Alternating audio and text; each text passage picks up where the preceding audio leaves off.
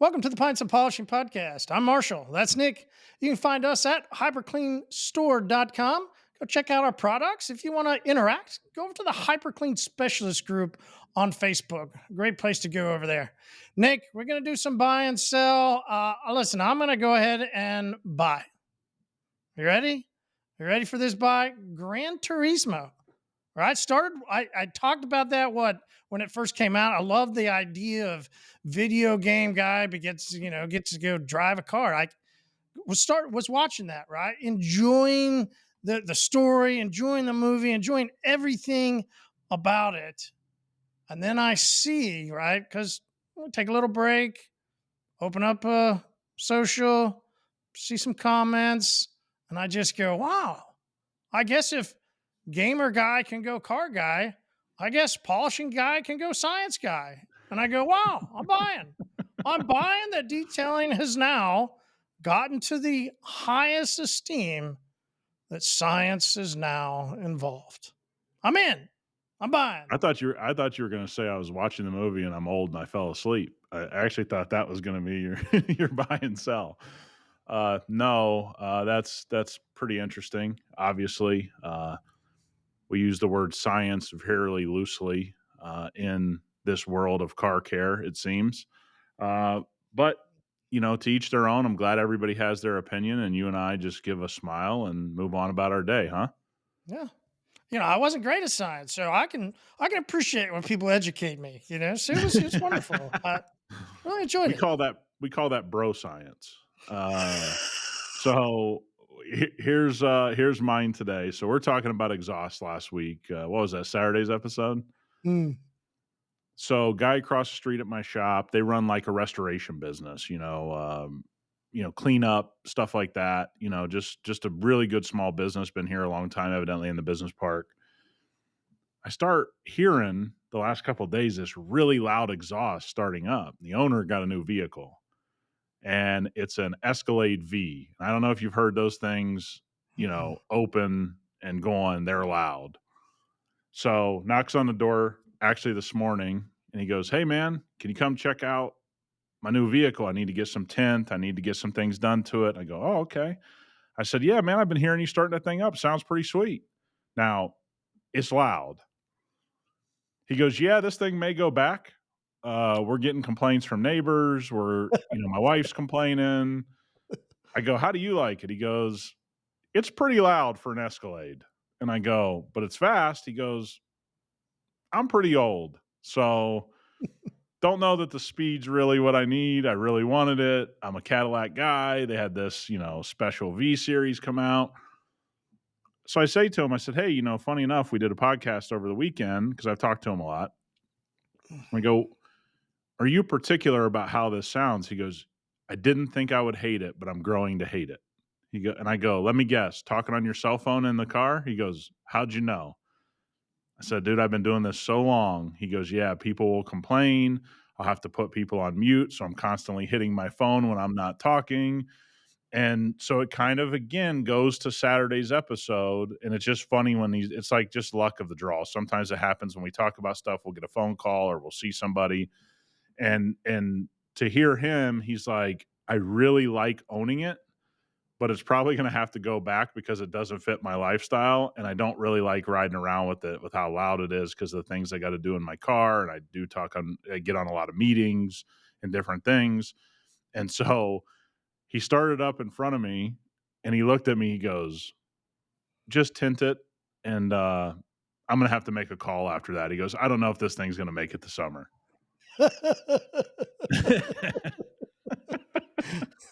Well, good for him, right? Because, like you said, at least he's now going to make a stance. He's either going to take it or not.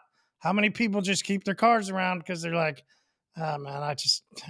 So Yeah, and good that's for what he him. said. He's like, "Luckily, I'm in a position I can just do what I want." I'm like, "Yeah, I hear you." Most of us look at our payments and go, "Damn it, I I can't get can't out of do this thing. this." Mm. I saw in the group, which was fun. Brandon posted that he went to the mothership. Right, he made it there, and the comment was, "I thought Mecca was in Colorado." So today, in in reverence of that, of my trip to Mecca, New Belgium 1985 Mango IPA. Don't worry, Nick. I'll save one for you next week. While you do get to try what I am loving as one of the most favorite ranches, the most favorite thing that I've been eating lately.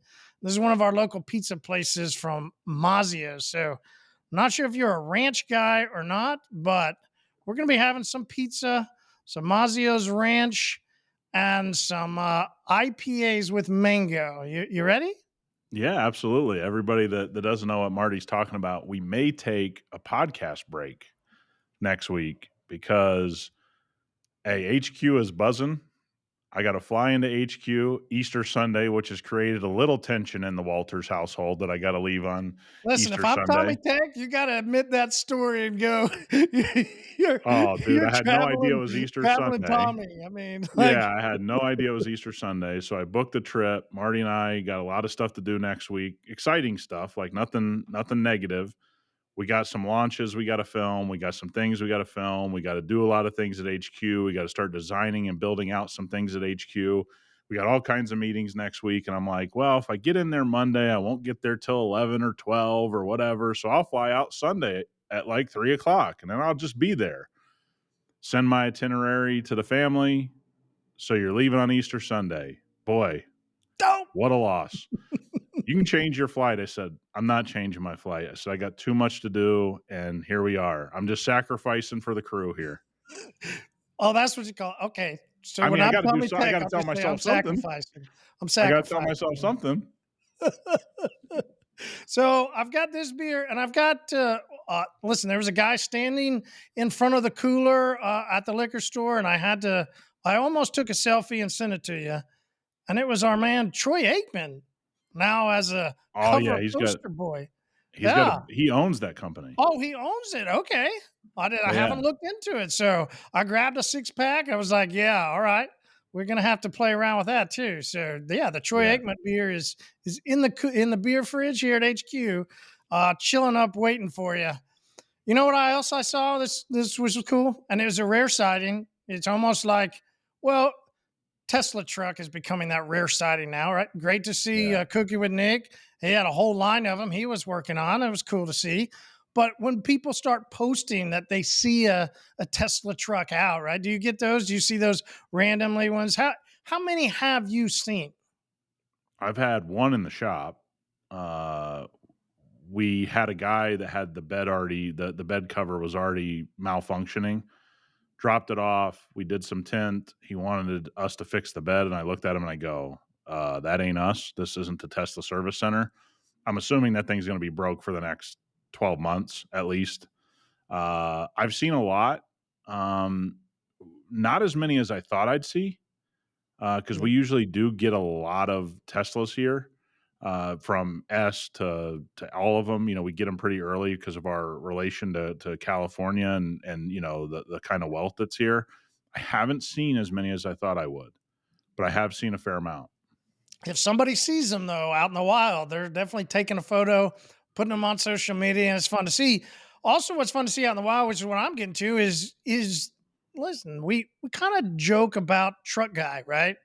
And there's plenty of truck guys where you go, yeah, man, I get what you did there, but at least here in the Midwest, we always have the joke about, well, what are you trying to, cover up there, Yeah, buddy? Right? yeah, Like, there's that's the always that joke. joke. So you get after truck guy for that, but there's a truck guy that builds it out that I actually have a lot of respect for. We're seeing more and more come out of the woodworks is the campers. I mean, probably not over for you, but Midwest as spring starts going more in the summer, like every weekend you're going to have people up and down the highways. Campers are out, have a good time with the Nissan truck guy, or listen, I don't mean to give too much crap to Toyota truck guy, but they're pulling their pop-up camper, right? But Oh yeah, the real respect, right, that you don't see very often is that F-350 big old beast, F-250, a dually, whatever, a big old truck that is pristine. They have that paint looking good, and everything then matches what it's yeah. pulling. That's real commitment. That is, That's and real that is commitment. and you can see, I mean, like I said, it's as rare as Tesla truck guy, right? Like it's rare. But when you see that guy going down the road, you're like, you almost want to hats off him, right? Like there's Hey, you gotta took be this like you thing do to a the truck you driver doing this. There's gotta be something. There's gotta be something for this rare phenomenon of the and most people don't realize he's rolling in half a mil down the highway Oh, between easily. yeah, easily between his vehicle and what he's pulling behind. Like it's crazy how much they tie up Yeah, I into mean, this. that can be $750,000 just Mhm, driving past you. Yeah, when they commit to that level, when they go, "Hey, I got this red truck, then I'm gonna have a red camper, then I'm gonna mhm. have a red car that I'm pulling behind the red camper," or whatever they decide to do, or the toys match the paint on their truck. Hey, they've gone whole hog there in the Midwest. That's what you guys say. They say, "Hey, we're committing. We're doing this right." Hey, All in. that The guy is definitely the all level in. below is the boat guy, and you can find it in bass. Like if he's a Yeah, bass bass, yeah. fisherman, you can find that, right? It's gonna be that F-150, right? Yeah, yeah. Little bit F-150 bass boat, but they little all bit match. down. Yeah, no, I got a buddy who's a big bass guy in the Midwest, and everything matches, and it has for since he was 25 years old, right? Like, when he finally got some money, was working hard, putting a lot of hours in, everything was leveraged to the tilt at that point, but he's always matched, always. Yeah, so you gotta tip your hat, right? Oh, yeah.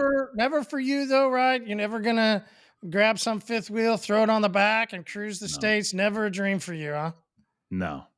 No. It's just, I can see if things aren't as easy as they are now, right? If I really wanna go to the woods, I can Airbnb a cabin in the woods, which is to me the same thing as going in a camper that is your living room. I mean, that's not camping to me. I'll absolutely go camp in a hunting situation, have for a lot of my life, but just dragging my living room around with an F-350 or big Dodge Ram dually, that's not for me. All right, so we see the people, not I mean overlanders, right? Because those are really cool, right? Like Yeah, they're real cool. those are real cool. But you got like Jeep guy that wants to be the overlander guy, right? Like Yeah, it never crossed your mind when you had the Jeep, like, hey, let me go out and crawl up on top and pitch a tent to this. And like, I just have a little respect for using some vehicles in some of these creative ways to go out and enjoy nature. Like, even to laugh at Jeep guy with a tent on top, or you got plenty of truck people that are starting to do that now. They got tunnel cover truck, right? Like people will do that with their tunnel cover or the big, the painted yeah. cover, right? Yeah, A lot of different I people will see, I try. think that's a different camping, right? Those people are usually out in the elements. They didn't drag their living room around with them. Um, it I camp for a certain reason. If I'm on a hunting trip, I'll camp. Like, I don't do a lot of, like, I'm gonna camp just to camp. It's not interesting to me. I see why people are into it. You know what I mean? I can see why they're in that position or like, "Hey, that's my hobby. I like to go out into the wilderness. I hike a lot or I do this or I go out to this certain lake and I fish and you gotta go back into the weeds to get to that." I understand all of that. It's just not for me. Ah, that was me, I think, in my before 30. How about that? Yeah. Would have It loved seems it, like that right? might have been pre-30 for you. Yeah, like some of my favorite memories of college were when I would sneak away and I was at school in Arkansas, right? So we had a lake 7 minutes away, and there was you find the best little fishing spot that you could, and you got an Yeah, hour just to I go. love fishing. Yeah, just Uh, an hour to go do something, right? Be out and get. That's why I said pre 30. I can't. I don't know where I find that even now at 45 to Look, soon to be I've been 6. to Like Tulsa recently. I gotta tell you, it's a lot of concrete. So I a don't lot and of not like you're concrete exactly living. we used to have back in the day, right? This is fun about living in a town for so long. Some of the best fishing was at 81st and Sheridan, which is now a Walmart. So Man, Walmart right? took my fishing hole. Don't took over a fishing hole, right? Like, actually went to high school with a kid whose dad who owned the area, so we would go out and fish that pond. Like, it was a lot Yeah, of fun. I So I I'm I with miss you on the that. Yeah, fishing. that was a lot when I was young. Whether again, this is probably the case in Tulsa. You'd have some people that had pretty big ponds at their house. Yeah. right? It was a lot more Mhm. common than it is now, right? Because most of Mhm. those people sold the land off and, then they moved out of that house. But yeah, I mean, that was some of the best memories that I had. So we've talked about this. And this is the interesting part, though. Whether you take your Jeep and you go back in the area, if you listen, for me at that time, it was a rodeo, which is we talk Oh about yeah, the one that Zuzu got away. Rodeo. Like that is still. I don't wish I still had it, but I just loved that vehicle. Right, like it Those was were a cool great for a spot vehicle. too. Those Yeah, those got a lot of play for a long time. absolutely. So we see inside the group, which was awesome to have, uh was cleaning up, right? Like goes, hey, Christopher, he posts this photo. Like, hey, listen, I love to go wheeling. We call it mudding. Not you don't put Yeah, the G on it. It's I-N, mudding. That's what we yeah. call it around here. But he calls it wheeling. It was all dirty, all nasty. This must be Louisiana. It's the way they call it. All good. Goes grab some TRX, make sure everything's cleaned up before he goes. And he is ready now to enjoy his vehicle as he goes. But we see so many of the people in this off road world that they just keep it all dirty as like it's supposed to be dirty. So kind of hats off to Christopher that like, and the people that do get them cleaned back up. Yeah, I think you out here you kind of have, it's a lot of desert, right? A lot of desert runs. People, that's what they do. They will take a camper out to the desert, side by sides, trucks, go out there and enjoy their time.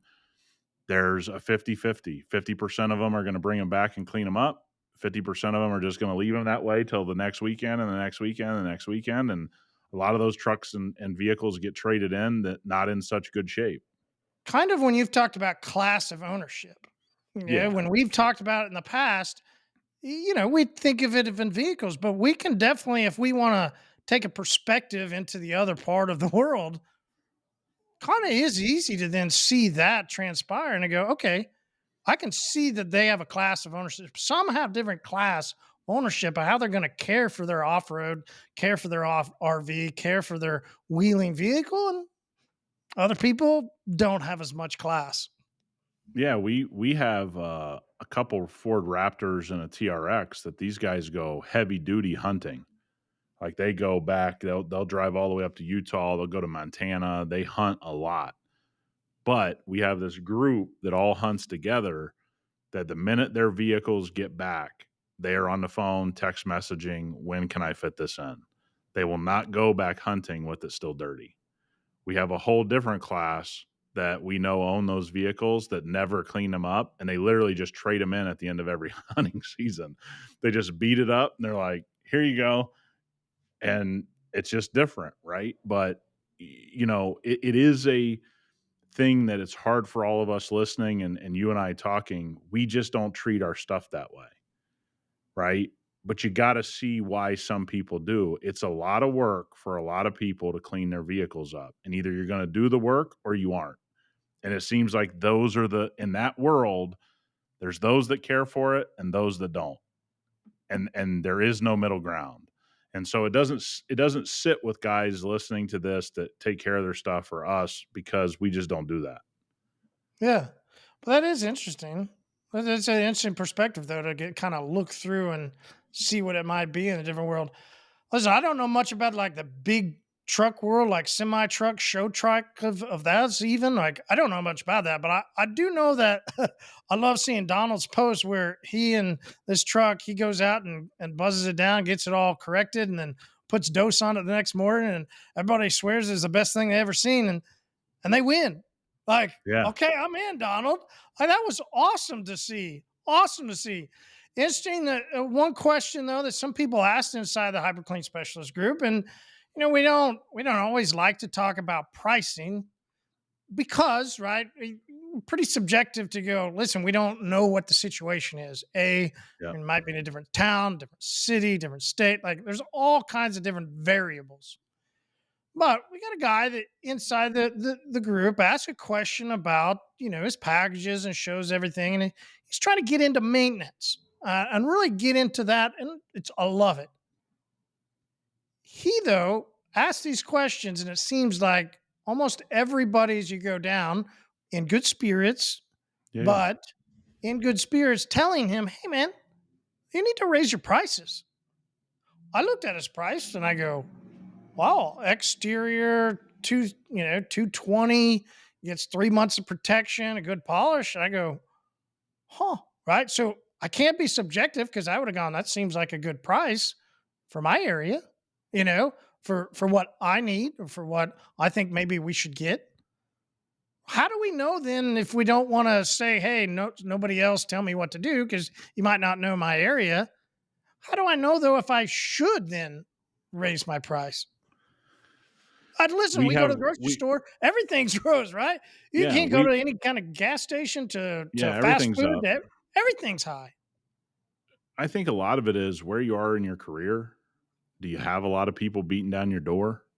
I always kind of say the way that I knew I needed to raise my prices is we were fully booked and booking weeks and weeks out, right? That's when I raised my prices. I don't know that I ever had my prices correct or incorrect, and certainly didn't have places to check that. Right? We didn't have Facebook groups as we have now when I started. But I always look at this, man. If you're not detailing at least 40 hours a week full time and starting to build a backlog of business, it's going to be tough to raise your prices because there's some flaw in the system. Okay. You're either What's the not law? getting, Supply demand. yeah, supply and demand, right? So that's the way I did it. And I see a lot of Facebook groups where everybody, and Brian's brought this up in his part of the world, and guys doing boats and RVs, and everybody's always asking how much I should charge. I think if people are in good spirits trying to give you some guidance, that's okay. But like you said, man, nobody knows your situation. Nobody knows your town. Nobody knows your selling ability. Nobody knows your marketing tactics and what's working and what's not working. You have to be the judge. First of all, you should base your prices on what's it cost me to do a detail. Break down your chemical costs to do a detail. If people actually did that, they'd realize how affordable it is to detail a car. So that's how I know most people don't do this exercise. And when I say most people, I mean like 99% of detailers and 99% of hobbyists who think things are expensive have never really said, how much does it cost me to decon a car? How properly? How much does it cost to actually polish a car? How much? And then work backwards off of what your total cost is to do one car and ask yourself how much you need to make to cover your bills and make this worthwhile for you.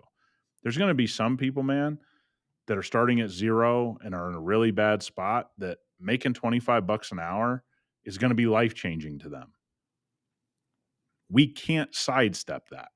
It may not be life changing to you who's reading it because your perspective on things is you're in this point in your career or this point in your life, or you're a hobbyist and you're like, I'd never do this for 25 bucks. Well, guess what? This guy might be dead broke. Like he might be just steps away from being homeless. How the hell do you know? I don't know. And I certainly have seen people in that position that have to crawl out of a real hole. And if they could just find a way to make 25 bucks an hour, 40 hours a week, their life would be changed. Okay. I also know that for me and my business, we would be out of business if I did that.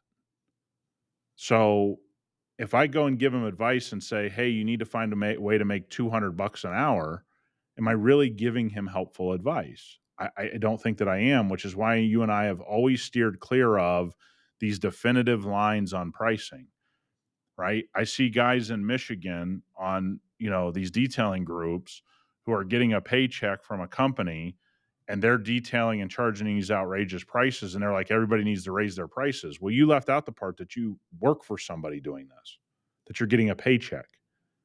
So yeah, you can go and charge an astronomical price because you don't need the money. This guy might need the money, right? He might be on like death's door financially. You don't know. And Well, and certainly I'm not putting percentage this on the wise, when you've talked about percentage of how many detailers make under, what was it, under 27,000. 40,000? Yeah. The average detailer makes $27,000 a year. And by the way, this is where we get into, this isn't Nick's opinion. This isn't Marty's opinion. This is labor statistics based on people filing their taxes.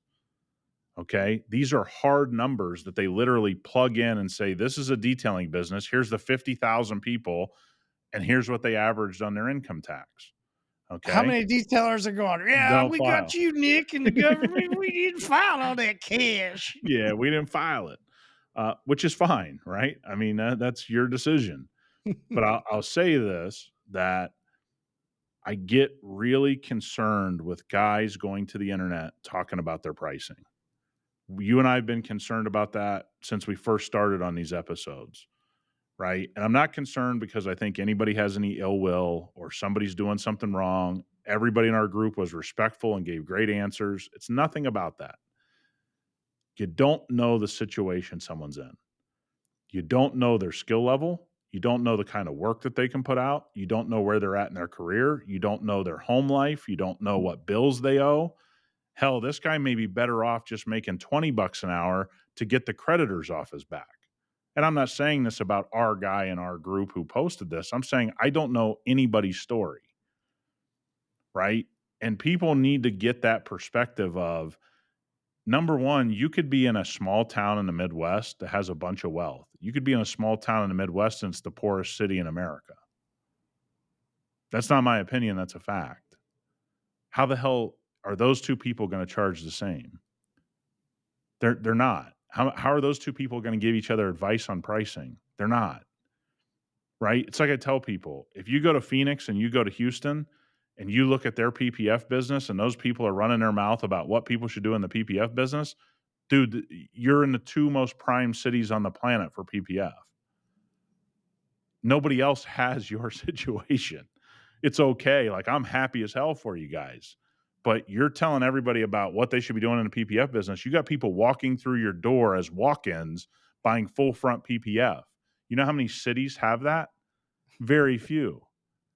Right? So we get into this world, man, where everybody has to understand the perspective of nobody's in your situation. Right? We all have an individual situation and we run. Now, are there some basics we can all learn as we grow a shop?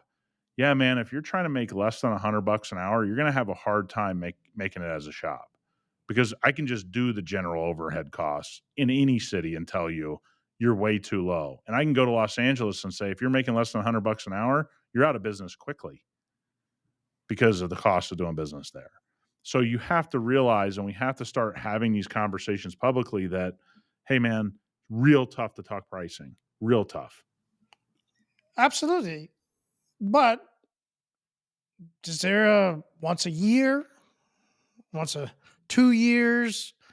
You think there could be just a general, hey, every couple years I need to raise X amount of percentage, like just a Well, standard in the automated last 3 or 4 years, if you just wanted to keep up with inflation, you'd have had to raise your price somewhere around 30? 25%, Yeah. right? I mean, just to keep up with inflation. And that means the inflation around you, not necessarily chemical costs. That means your insurance. I think our insurance with no claims doubled at the shop this year. Like, I had no claims. I never even talked to my insurance company for the whole year, and it doubled. Fucking, I had a kick in the balls the other day. Property tax went up. Oh, we're having this conversation. People down in Texas. I mean, if you start looking at the property tax in Texas, it'll. I mean, it's almost as much as a mortgage.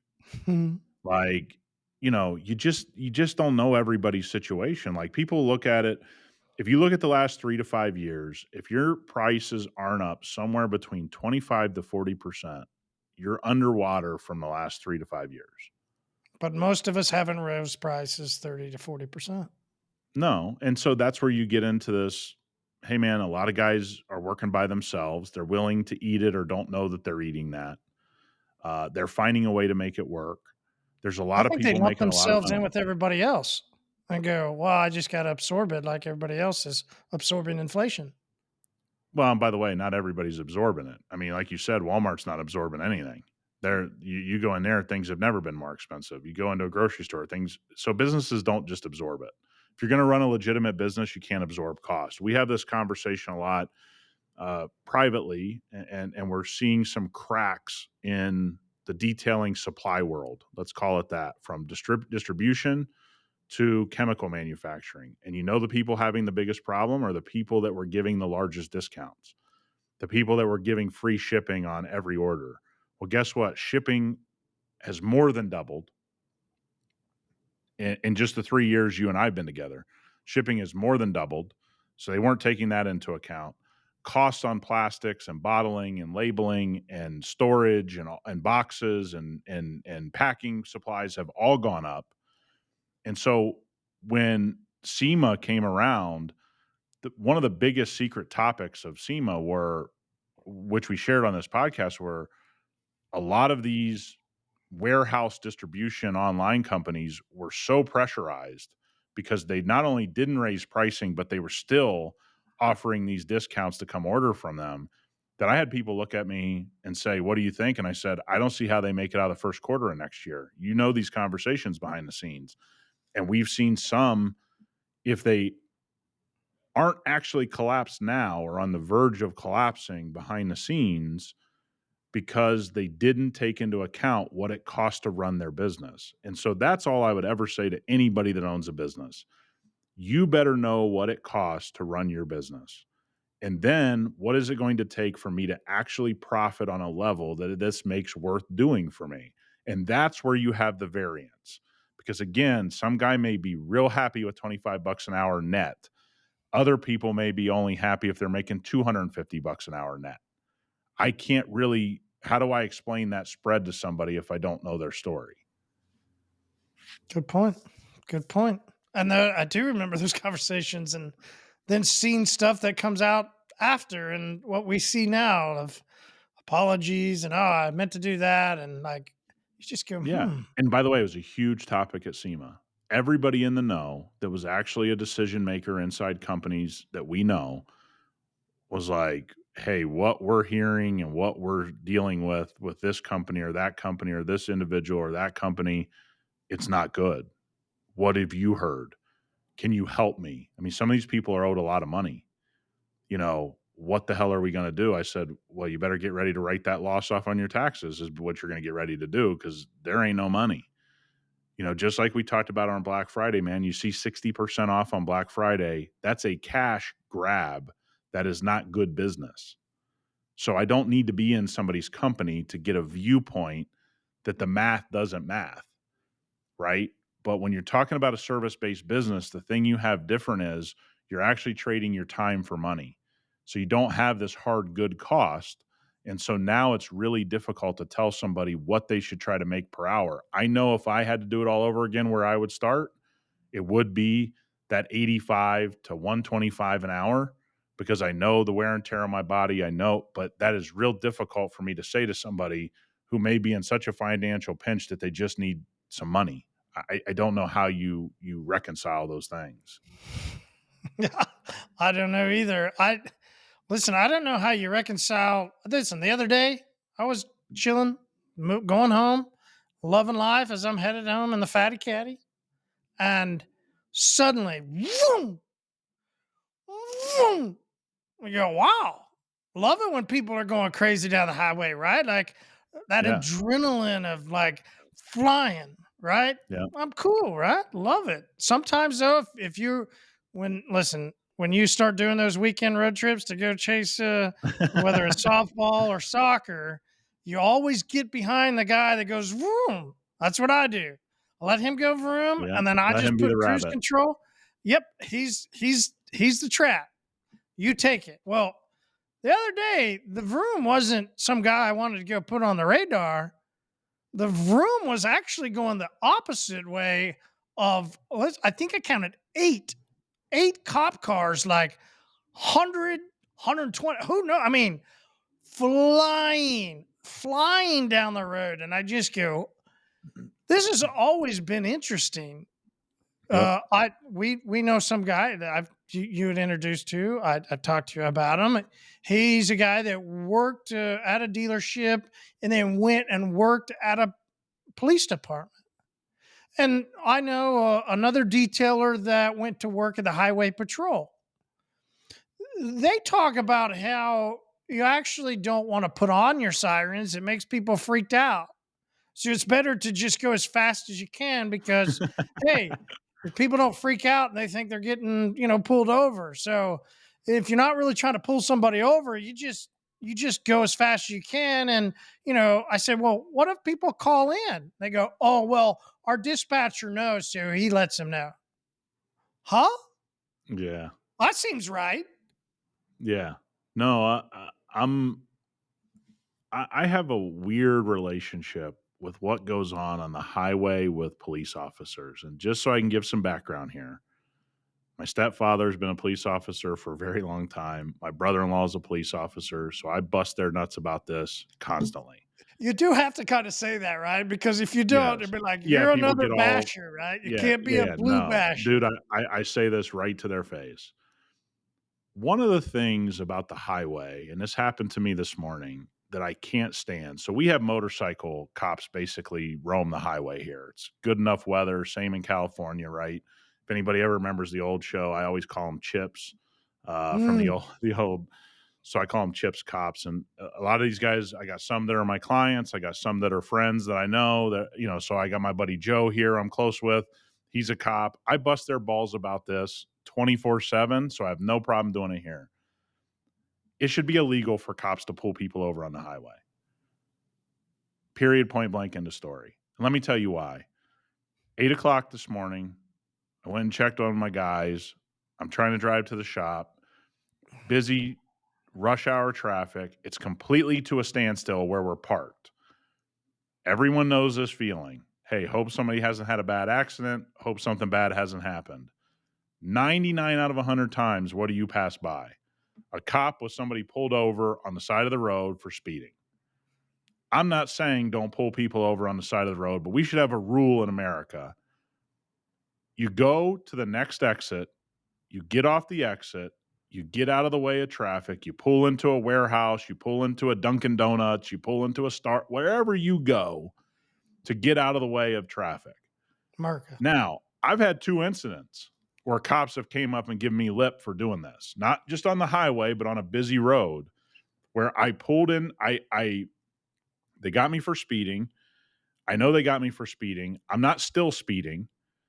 I'm either getting off the ramp to go into, like I said, a warehouse or empty parking lot or whatever. Or in one case, I went to an empty restaurant parking lot. And guess what? I got yelled at both times. Hey, you didn't stop when I turned my sirens on. Yeah, that's what I was about to say. Hold on, Nick. You made that guy drive down to the next exit and get off of the highway? Oh, dude. I, do you want to get clipped by somebody on the highway? Dude, that's inefficient. He's got to be Yeah. ready for the next guy.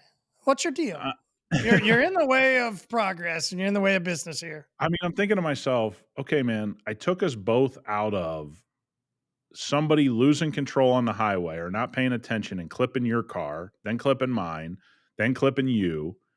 And I just think it should be banned. You shouldn't be pulling, you should pull speeders over. I don't have any problem that I got caught speeding. Okay, I'm going to pay the ticket. But I should be able to pull somewhere where it's safe for all parties and we're not on the side of the highway where everybody's going 80 miles an hour. I just don't think that's a far reach thing. But both times they're like, you didn't stop right when I put my sirens on. I said, buddy, I got us to a safe place. You're going to write me a ticket anyway. Okay. I wasn't speeding away. It wasn't like an OJ speed chase. I was just, I got over to the right lane. I was going 50 miles an hour or 35 miles an hour. And I literally went into the next place where a common sense made to go. And both times I got lip about it. And I'm like, I don't know. And I tell this to my brother in law, and he's like, well, what you don't understand, which is the typical line. It's Listen, I'm like, about to give it to you too. What you don't yeah, understand, Nick. yeah. What I don't understand is why you'd want to get clipped on the side of the road, which, by the way, if we all are on social media, how many times do you see a car get drilled on the side of the road? It should just be illegal. It should be illegal because it stops traffic and makes you upset, but it You're also right. is a safety issue. But I joked, but I guarantee you that's the reason. It's inefficient. Like taking too Oh, much yeah. time to go 3 more minutes to go do this when, hey, we get this handled. I've got my spot right here. Listen, there's been some education here. Is educating somebody that's not used to driving in this country of places and where to look for. And as the weather turns, everybody knows the motorcycle cops come out more.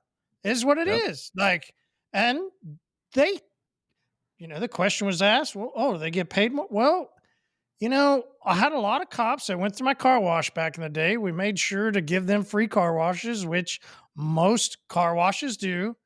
Yep. And that's where the joke of the most donut places do too, right? Like Yep. it is true. Like Yes. and Most food places, most, they I do mean, get cafes and they can go to cafes. And a lot of cops that continue to go to the same cafe over and over because of that reason. Like they got a great job and it's a great job. We're thankful for what they do. 100%. Absolutely. Like I'm glad they're doing it. Thank you. But let's cards on the table. They do talk about they have minimums, Oh, right? they got quotas. They got quotas, man. They do talk about Let's all talk how about it out loud. they have to reach the minimum. So, Nick, it's inefficient what you're talking about. I Uh, decided today was gonna be when I met my quota, and you just made me drive another 2 minutes. But no. yeah, I mean, look, the speeding, and I hope they're out there fighting crime and not driving somewhere to go eat when they're speeding at that level, but, you know, have I heard other stories? Sure I have. Sure I have. Oh, I turned my sirens on in the middle of this intersection, so I'd have to wait at this long light or whatever. We're allowed to live in the real world, and I got no problem with it. Do whatever you wanna do, but I do think there's a conversation about pulling people over on the freeway is not only incredibly dangerous, and I don't want to see them at risk or that person at risk, but there's just a better way. Like I've driven around Tulsa with you by myself. There's a ton of exits. Having a Just blast exit. too, right? Doors off, EDM, we're good to kill. I mean, come on, man. Like I wish I could drive that fast legally. That'd be fun. I What's the would enjoy fastest when that you part of got pulled over? What'd you get a ticket for? my fastest. Well, I got a ticket on a bet with a client that he ended up having to get me out of, and it was well over 100 miles an hour. But he bet me, and he was in the passenger seat, and he had to tell the cop that he bet me. And luckily, he's influential enough that it got handled. But yeah, that one, I was pretty nervous because I looked at him and I go, he goes, "Oh no, I donate a lot of money. We'll be fine." I'm like, "Okay, just you're gonna have to tell him you bet me." But I actually just did a funny thing about speeding. I just got a phone call from a customer that his new car doesn't go fast enough because he can't get it above 140. He's like, "This thing's a hunk of crap." I'm like, "Okay, that's an interesting way to talk about such an expensive car, but okay, man, we'll help you get rid of it." So 100 plus. Yeah, my 47 and a 40 doesn't count towards that, but No, I've never been lucky enough. Actually, when I drove to Arizona on a work trip for hyperCLEAN, I did get a ticket, and it was very, very suspect with very little over the speed limit. So yeah, that was probably my worst situation. And the guy just hmm. laughed about it too, so made it even more fun. So 100 miles per hour. You recently had a vehicle in that only had 100 miles. Yes, sir. This is always fun to. A lot of us will grab vehicles and we could say, hey, this vehicle's only got 100 miles and that could go in one direction or the other. Oh, the amazing things about this vehicle. Or there's a lot of us detailers that get a vehicle that come into our shop or mobile that, a customer goes, hey, I just bought this vehicle and we go see it and it's got under 100 miles and we go, huh, this isn't in great shape for being on 100 miles. What was your perspective when you had a vehicle in your shop that had under 100 miles on it? How was it? Yeah, so we had a vehicle last week, a brand new 4Runner, 102 miles when it got to my shop. So basically where this guy picked this up, it's not more than the couple stops he made were basically the mileage on it. I mean, it had under normal delivery miles on it. So brand new. Wasn't Because even the most of the 100 GM mile. took it. There's a lot of GMs and Yeah, upper yeah, sales yeah. managers that'll No, take some cars and they'll just take them no. home for a couple days. It's nothing crazy, but it's like Yeah, to use the vehicle, right? Maybe test it, make sure it's okay. yeah. Yeah, yeah, Didn't even have no. So that. it's no, no, 102 miles by the time it got to my shop, and where he bought it, it wasn't very much more than, driving to his house and here. I mean, he was pretty close of Mm. putting all the mileage on it. TRD Pro, very nice vehicle. He bought for his wife, and it's one she wanted. And he stopped at a shop right when he picked it up, and he thought he was going to hire this shop. And this is the interesting part of the story. for all of you that are big supporters of all of these certifications, this guy probably has the most hanging on his wall of anybody, wouldn't you think? I mean, you actually know this person. I mean, it's a lot of certifications and a lot of that's what he's built his legacy on, and great for him. But essentially, he gets with 102 miles, a deep two-step correction and a coating quoted to him. The price wasn't out of whack. To this guy, when he was explaining the two-step correction, got kind of worried. He's like, I know I don't know what I'm looking at. I'm not the foremost expert, but that doesn't make a lot of sense to me. So he doesn't buy at that shop, and he happens to call one of his friends that I'm connected to, just loosely know. And he goes, "Hey, just give Nick a call. He'll shoot you straight." That guy leaves that shop after getting it back to his house. He goes to that shop. Then he comes directly here after talking to that shop. And I go, "Well, let's pull it into the shop and let me just get a light on it. Let me see, is there like major damage on it?" It's because it's that gray color. It's kind of hard to see in the sun sometimes if something's got major damage. I didn't want to do something quick, walk around because there's shade in different spots. And I said, just pull it in. I pull it in. I've never seen a Toyota in this shape, to be very upfront. Uh, Like that bad? no, like that good. Oh, Toyotas, as you know, very, very poor system, but this one is in really good shape. I mean, this is kind of my C8 Corvette experience. Like I couldn't unicorn, huh? believe when I yeah, when I started seeing C8 Corvettes, I'm like, something good's going on at that factory that they haven't had anywhere else in the Chevy family. So that was kind of I kind of and I by the way, I let him come back in the shop and see it because I could tell he was nervous. Right? He's like, I feel like I've had somebody lie to me. Didn't use those words, but that gut feeling. He's like, I just don't understand. So I pointed out some things. I said, hey, there's just some light sanding marks and some denib marks and some little things here and there, but this is in really good shape, man. I said, we easily can take most of this stuff out pretty quickly. Matter of fact, if you want to leave it here, we can do a quick one step and a 3-year coating. Here's the price. You can pick this up in, 4 to 5 hours. And he's like, are you serious? I'm like, yeah. The interesting part of this was when he started asking me questions. And he's like, why wouldn't you do a two-step correction? That's what that guy wanted to do. And I said, one, your car doesn't need it. If your car did need it, I would present it to you, but I'd also present the facts of I find it really hard to believe that I would ever really want to do a harsh two-step on a Toyota paint system. All right, let me pause right there for a Yeah. second. So, how does somebody that has these certifications, hmm has gone through all the different stuff? Listen, you can not even just this guy, right? This is a common phenomenon throughout the industry. So Yep. we do know who that like, but it's not really about that guy, right? It's Yeah. a Agreed. really about overall so many people that Yep. have hung their hats on these people are going to certify me. And so I'm going to get their certification.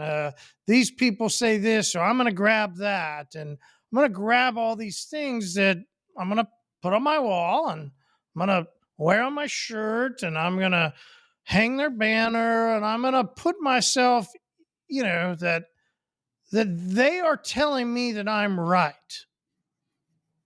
Yep. Hmm. But that guy couldn't look at a vehicle and go, hey, well, it doesn't need all this. I really need to do this, this, and this. He couldn't do that? Couldn't probably isn't the right word. Oh. Has a belief system of when I put a coating on, Ah. I'm going to do 2 steps, and I'm gonna do this, and I'm gonna do that, and this is quote unquote "the right way." Cool. So it's not that they taught him wrong or they didn't give him enough skill set. And it wasn't that, hey, the certifications didn't so to in a sense, like we're not saying that those certifications are put something wrong in his head. It was just the idea that, hey, my philosophy in business, so to speak, would mean I've got to do this. Yep. And we also know he could have charged this guy for 2 steps and done 1. I mean, Happens. that Can't say it doesn't happens. happen. Can't say it doesn't Yeah. happen. Well, I mean, look, PPF shops all the time, tint shops all the time. Tint shops will charge for ceramic tint and put on carbon tint, and cut costs and tell people they put carbon on. Or PPF shops will tell you, yeah, we paint corrected your car, but they'll just slap the PPF on there, and because it hides everything, who's the wiser, right? So it's also about, I know this customer knew too much and said too much, that it wasn't his words being parroted, it's what he was told at the last shop. Let's just say it that way, right? He would have been a professional detailer the way he talked, because he took what that guy told him and he brought it here to talk to me about it. You follow what I'm saying? So the thing that I guess I look at here, when he started to question me, and he had every right to, it wasn't negative at all. He was a really, really thoughtful guy. And I looked at him and I go, you know what, man? Anybody that's been doing this for any amount of time that you want to be in business with would look at Toyota paint and tell you one thing. There's very few cars that oxidize as fast as Toyota paint. Hmm. There's very few cars with such a fragile paint system, right? They probably, if you talk to most body shops, they tend to have a lot of repaints, especially that Toyota white gets real chalky really quickly. I said, so even if you came in here and you demanded a two-step, I would try to talk you out of it because I know about Toyota. And I want to keep as much paint on that surface as I can, because I have a belief, man, that's what you're supposed to do. And also, there's another key point. He keeps cars for 10 years. Okay, before we get to that, let me just give you the fact about the Toyota and the paint that you know. And I wanna pause to go, hey listener, this is you think that it's common knowledge, but it's not. I even had a guy that's detailed for me for many years. I told you about it. You've met him. We had a Toyota in here. It was an older one. It was a but Camry, and and they had there was some problems on the paint. And I go, hold on, man. We can't just go in and start digging into this. We don't know what this clear coat's like. And I had to kind of start talking to him about what manufacturer. He had no clue. He's Yep. been detailing for I don't know how long for me, right? Yep. So everybody go, oh, well, you didn't tell. How the y'all telling all your people? Like, come on, like the Yep. amount of people that actually know this information, it's not even 0.1%. It's got to be 0.001. Like, how Yeah, many it's very people few. actually get privileged to this information? Well, and how many people really pay attention, right? I mean, the way I learned this is you see enough Toyotas in your career, you go, give that scratch on your head like, oh, man, Toyota paint just doesn't hold up, So is right? that a detailer or is that a car guy? We jump back and forth to this discussion are detailers car guys? I don't know, not all of them are, but is the actual marriage between it all is the person who can look at enough Toyotas and know, hey, this is the way Toyota is, and Y- I've detailed enough Toyotas, then I know this is the way it is. Yeah, I mean, you got to have that Rolodex in your brain, right? You got to pay attention. It's just like we have the GM Black conversation all the time. Everybody's going, oh, it's the worst. Still confused. Okay, still confused. And it's Toyota has a very fragile, what I would call cheap paint system. They just don't, this is a company that's hung its hat on our cars are going to run forever. They haven't hung their hat on our cars look awesome. Okay? They just hung their hat on developing those engines. And again, I will say this. This vehicle out of the factory was as good as I've ever seen. And maybe Toyota turned the corner in the last 3 years, and maybe Toyota's in a better spot now. I'm unwilling to do a service that takes more clear coat off of Toyota if it's unnecessary. Because I grew up in a time, and this word gets lost a lot, but it shouldn't. We're here to preserve the car. The Hmm. number one reason to put PPF on a car is to do what? preserve it from getting rock chips, UV protection, keep it in good shape. The number one reason to put in a ceramic coating to me is that it's a preservation product. Okay. It takes the damage for the clear coat. Right. And here's a guy telling me my wife kept her last car for 10 years. I can never get him to trade it. Why would I hatchet that paint? Why would I hatchet that paint? Unnecessarily weakening this, because here's what's going to happen. And I asked him this question directly. I said, look, man, you're really in the price range for our 3-year coating package. What's the odds, even if I remind you and your wife that she's going to bring this in another time? He goes, look, man, I'd love to tell you we'll have it in here in 3 years. I'd love to tell you she's going to take great care of it. I know my wife. This thing is living on a prayer. Okay? I appreciate that. So That's if what this you can guy do. I can appreciate it. if this guy gives me all that information and a two-step is completely unnecessary, it wouldn't have got the car any better. Let me just put it that way. The only way to make this vehicle better, just so everybody's aware, was to actually sand the texture out of the clear coat, to take the orange peel out. If I didn't do that, a two-step wasn't going to magically give me any better result when I analyzed the car. So I was just going to do it to do it. And now I've put that clear coat and that car and that owner in a worse position because I just have this belief system of when I do a coating. Or I'm trying to take advantage of a customer. I wasn't there and I don't know this person. I don't know how they run their business day to day. I don't assume anything. I assume they have the right intentions. I have no issue with the shop. And by the way, when he brought up the shop, I gave my standard answer. Never heard of them. There was no bashing of the shop. There was just talking about why I do the things I do. But we've gotten so far away from preservation at a time when clear coats and paint systems have never been worse across the And at, board. a, and at a time, which you said on a recent episode, people are keeping their vehicles much longer. Like, Yeah, I mean, we've essentially, I mean, by the data, we're seeing car ownerships jump by not 6 months, we're seeing them jump by 2 years. Is the projection that people are going to go from 3.5 years to 5.5 years, 5.5 years to 7.5 years of how long they keep their car because of what happened during the pandemic. and what it translates to 2024, right? Like, it is the pandemic, but reality of 2024 is, hey, I'm going to keep my vehicle longer. Like, Yeah, it's just it more just is expensive, what it right? is. It's more expensive. So if you're not It's in that more. wealthy 1%, you're paying $85,000 for a Tahoe, $75,000 for a Tahoe. You're used to paying $45,000.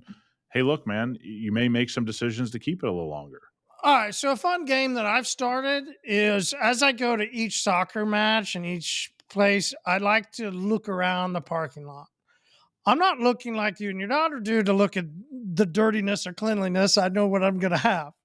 Yeah. I'm looking, and I'd love, listen, C10 Nick, he said, and this is, yes, this is where I think is the journey of a detailer that's also a car guy.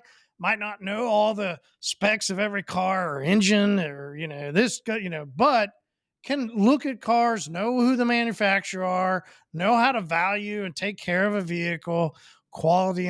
Okay, hold on. Nick, I saw this the other day. I'll have to show you the sign. There's a new car lot down the street that's called Quality Value. I'll be there next week. Let's go check him out. I just went, wait, Nick needs that. Like, that's a Nick place. Yeah.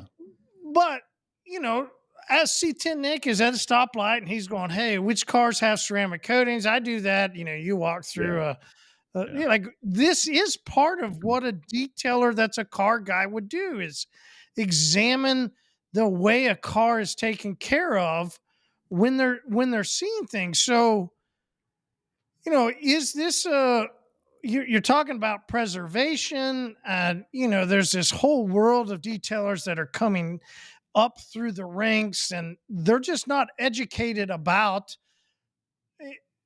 Listen, I wanted to even say in one of that comment earlier with that guy, I want to say, you calling this science or uneducated? Like there is if we got to just say there's an uneducated And that's why I admitted myself and admitted the guy that details the cars for me. Like, he was Yeah. uneducated that if we polished more and buffed more on this clear coat, that it might actually go away. And I had to walk him through that, years and how many details, like, never even thought about it. And I go, yeah, man, it's not us, it's the manufacturer.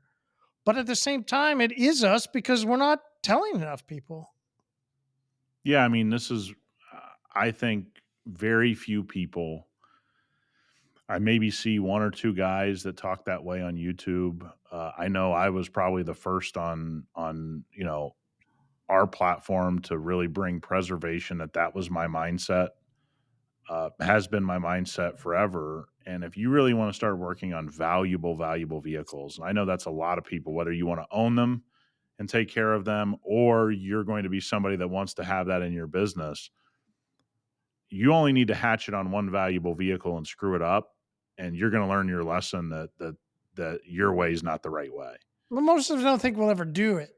And so we see people on social that, whether or not they were detailers and now they're trainers, doesn't matter, like, but they're telling people how to take care of paint, how to cut paint. And there's a lot of detailers that, we mentioned the Mecca earlier of New Belgium and going, like, there's this idea that you'll reach nirvana. Like, Yep. you'll reach this place that when you can cut enough paint, you become this detailer. Yep. It's an obsession, right? I mean, of Why do our people want to industry. do two step and you don't? I'll do a two-step when it calls for it, when it's the right situation. I'll gladly sand a vehicle if somebody's gonna pay for it. I'm not doing any of that stuff out of the goodness of my heart, which is what a lot of those guys end up doing. I mean, you can talk to a lot of these guys off the record, man. They find it very hard to charge for the level of sanding they're doing. They know that they're in a market of 1% of 1%. And so the other thing is, man, taking care of a show car that's got, 10 mils of paint and clear coat, those guys are sanding on cars that have all kinds of room. They actually have been cleared and painted for the whole idea of sanding them down. And so that's awesome. Like that's fun work to be around. That's fun work to see. That's great talent. We should really celebrate that stuff. But Tesla Black, which people have been putting PPF on and had it come off, may not be the time for the sanding block and the two-step correction. It's okay that those two things are coexisting. There are absolute times to cut the hell out of paint. There are other times, which is where most people listening to us find themselves, that there's a little bit more finesse to this conversation. That not everything should be two-stepped. I would love if all we had to do was two-step every car because it would take guesswork out of it. But if anybody's watched a Tesla or a Honda Black out of the factory or some of the quality control issues Tesla battled for years and years and years and still has, where people were actually laying PPF down and the paint just came off the bumper, are you going to two-step that car? And we've had a couple situations with Teslas that I'll bring to this story. Real estate agents, for everyone that doesn't know, drive a lot of miles. Good real estate agents, anyway. And I have two real estate agents that I know that are on the very high end of the market that both have put 100,000 miles on their Teslas. Both of them are oxidized and had to be wrapped because of somebody that was referred to them. I didn't know these people back then. Referred to them to do paint correction and ceramic coating. You know why You they still started don't know 'em, oxidized? right? You still don't Yeah. know 'em? Yeah. I'm going Never to tell heard you of this them. right now. Guess what happened? They heavily cut these paint systems and now they're beyond repair. They're repaint situations. I have two Teslas in that boat. So we all think this stuff doesn't happen. And we always talk about the buffer trails and the hack and look at the buffer trails this person left. Agreed, man. We all hate seeing that.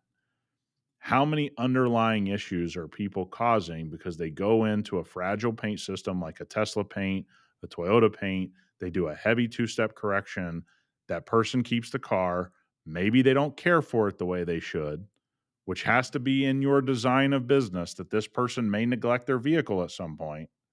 That should be your thought process. And now those paint systems are oxidized. No, hold on. You said design of business should be in that process. Whoa, whoa, whoa, whoa, hold on. No, my design of business is done by the certifications that I got on the wall and what they Yeah, tell me goes into a detail because they're the brand that they sell this, or hey, but sure. they're the people that do this. Don't argue with them, Nick. Some of them might even be chemists. Yeah. So they I'm might I'm tell with you you, the man. science behind a diminishing abrasive and you don't Yep. know. Yeah. And look, man, I'll say this. I'm glad this guy found us. I'm glad we were able to ease his mind. And I'm telling everyone out there, in my entire career, manufacturers have never put more paint back on. It's never happened, right? We started at 5.5, 6 mils. We went down to 5. We went down to 4.5. Now we're hovering 3.5 to 2.5, depending on manufacturer. And if they can find a way to get it down to 1.5, they're going to get it down to 1.5. But the odds of the days where they're going to start putting 6 back on, I think they're gone. And so I operate number one, analyze the car. This car wouldn't have benefited from a two step. It didn't have any deep defects on that level. So we're now doing things for the sake of doing things is always the worst decision you can make when you're touching a car or when you're in business. Doing things for the sake of doing them, man, doesn't get you very far. Agreed. And I would say most of us would go, absolutely. But we don't realize that we might do things for the sake of doing things, like because I have this in my package. Yep. This is the way my business runs. This is my belief system. This is my package.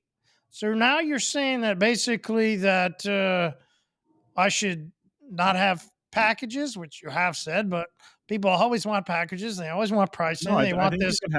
can have packages. I don't think the package is the problem. It's not offering them a package that doesn't work for their vehicle, right? So if your two step is $2,000 with the coating, what you should know what it's going to cost that customer if you bang that down to a one step for the same coating. That's just logical. Share your analogy of the thermostat and the AC unit.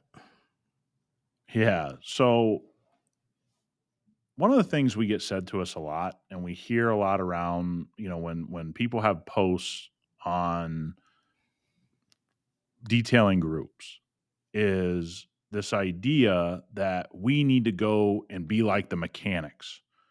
Look at how they price things and look at how they operate. And look at how they, get certifications. And look, who cares that all that stuff's not true when somebody's saying it? So on the face of it, it's always been a BS argument.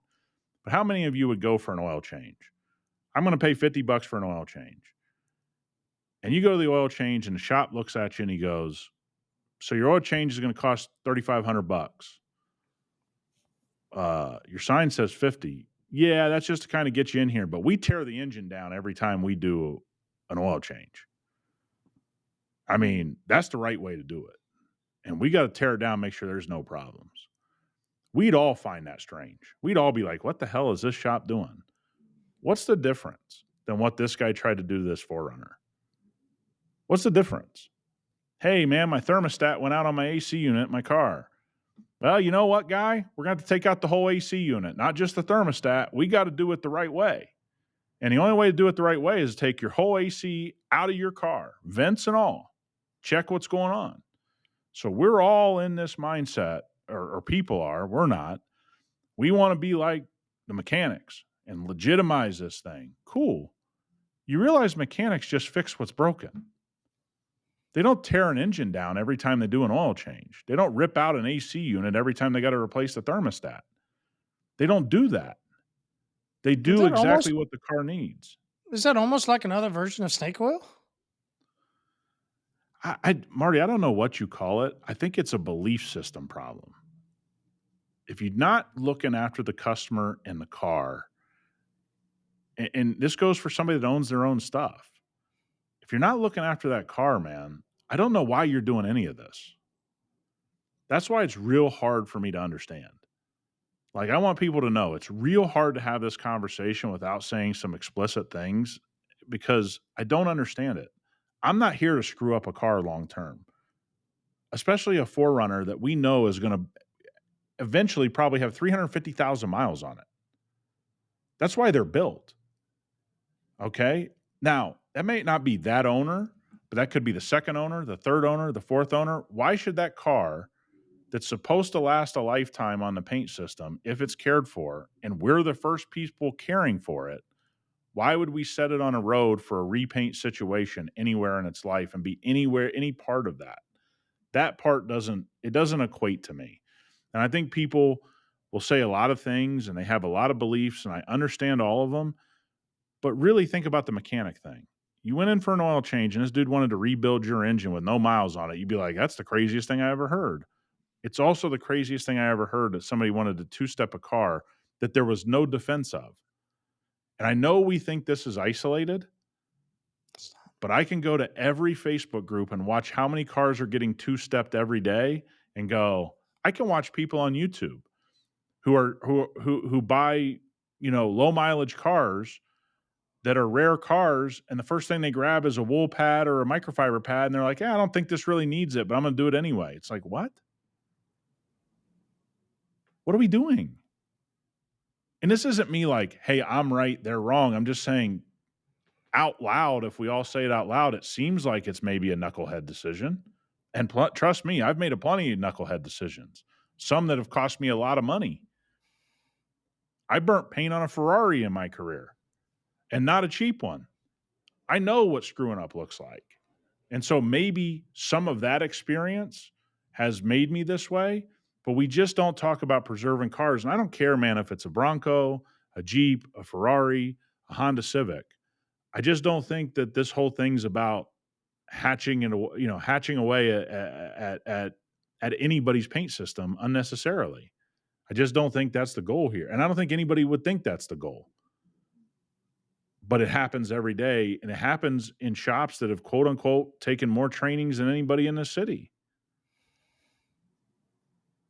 And I don't fault or say that I'm right. I'm just asking, does it sound like it makes sense? If it needed two steps, guys, I'd tell you.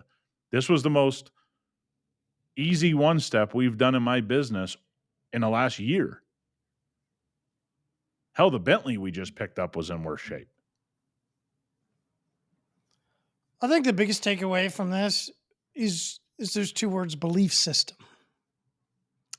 Right? Like as you were saying that, I went back to a moment that I had with a detailer years and years ago that I told you about where I looked at this young detailer and she was a lady, and I go, ma'am, you're going to find there's a lot of people in this industry that want to make money off of you.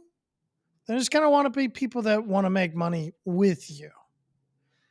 And I thought of that because I go, you know what? I want to say to the listeners, you're going to have a lot of cars that you can make money off of. Why not make some money with them? Right? Why you got to go after it so hard at this moment? Can you take a deep breath? Can you want to be in business for years and years and years to come? Can you want to see this car again? Can you appreciate just the car for a second? Not even your own self and your own business. Can we just be car people for a second and go, man, this is a beautiful car. Man, I really like this. This is a car. Like And by the way, I didn't want to what a do good something. job what a good job Toyota did. Like, to get me this car in this shape that probably only had 3 to 4 real defects. The rest of them were kind of probably at the dealership taking the adhesive off and taking the plastics off. Like, can't we just say, "Hey, we got a win here." Toyota got us a good one. I mean, it's like what I told everybody about C8. Hey, can't we just kinda, like, clap it up and go, "Hey, we got a good one," like, good for them. I mean, why can't we do that? I mean, why can't we just be like, "Hey, man, they're listening. At least they're catching on." But We got to no, fall man, on a sword, don't we? oh, dude, I was in shock. The guy, like, saw the look on my face, and he's like, "Yeah, it didn't sound right to me." I'm like, "No, man, there's some stuff here. This car needs a little cleanup. We'll see you in 5 hours. And by the way, I was done and talking to you in like 4. That's with the coating application. That's with a trim product we were testing. That's with another product I'd have been done in no time, and there were no defects left behind. The paint was right where it needed to be, and by the time he picked it up, he's like, "Man, this looks even better." Okay, man, we solved the problem. I really love for you. They live out, so we can't be in our maintenance program. They literally don't actually live in the city limits of Las Vegas, and Las Vegas is a big place. And but I said, "Hey, man, I'm gonna text you every 3 months, and I hope you can find a way to drive us up here because it's just gonna be better off for you." And he goes, "Yeah, man, we paid a lot for this car." It was a lot for him, and he was still willing to pay 4 figures to get it cared for. This wasn't a cheapskate. This wasn't a Oh, bad good for guy. him. And by the Absolutely. way, Toyota did it right for once. Can't we all just take a win here and say this was a good thing? But no, we gotta put doubt in this guy's mind. You know, the only break we got as an industry that he went to a second shop. That guy could have very easily driven home and go, "Oh man, they're all scamming. They're all this." They're, I mean, just think if he doesn't attach to somebody that can get him to somebody to talk to that made him feel better. Thanks, Nick. Thanks for doing that. And I hope other listeners go, listen, let's see some cars that we can be with, not just off of. Yeah, I Great love it. job. All Yeah. right, brother. Talk to you guys next week.